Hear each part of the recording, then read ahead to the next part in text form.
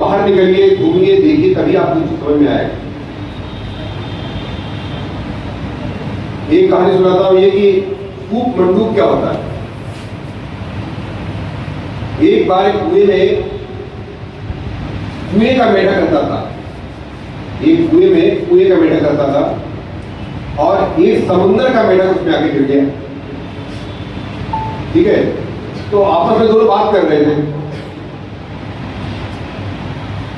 आपस में बात ये कर रहे थे कि तुम्हारा जहां से तुम आए हो, कुएं के मेढक ने समुद्र के मेढक से पूछा तुम्हारा जहां से तुम आए हो कितना बड़ा है। उसने कहा बहुत बड़ा है।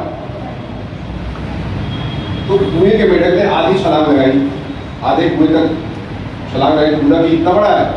तो वो हंसा, जो समुद्र का मेढक था वो हंस दिया, कहने इतना बड़ा तुम सोच भी नहीं सकते हो। तो कुएं के मेढक ने पूरी छलांग लगा दी जितना बड़ा कुआं था, यहां से लेकर वहां तक जितना उसका डायमीटर था। पूरे जब उसने छलांग लगा दी, उसने कहा कि इससे बड़ा तो हो ही नहीं सकता। तब समुद्र का मेढक फिर से हंसा, कहा कि तुम जिंदगी भर कुएं में रह गए तो तुम्हें कुएं की सीमा में रहना, यही तुम्हारे ज्ञान की सीमा है।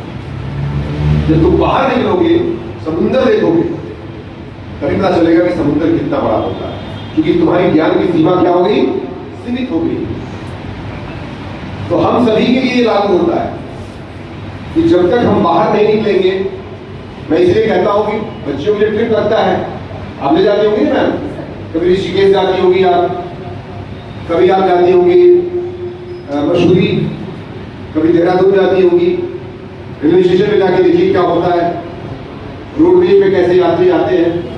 किसी दूसरे स्कूल कॉलेज का कंपटीशन होता है, तब आपको जाना पड़ता है। तो जब बाहर निकलेंगी तभी आपको ज्ञान, थोड़ा वो जो नॉलेज आपका जो है वो विस्तार होगा। संस्कृत में कहा गया नई ज्ञान सदृश्यम पवित्र विद्यते, ज्ञान से पवित्र कोई चीज नहीं। इसलिए अपने अध्ययन को जितना आप मेहनत करेंगे,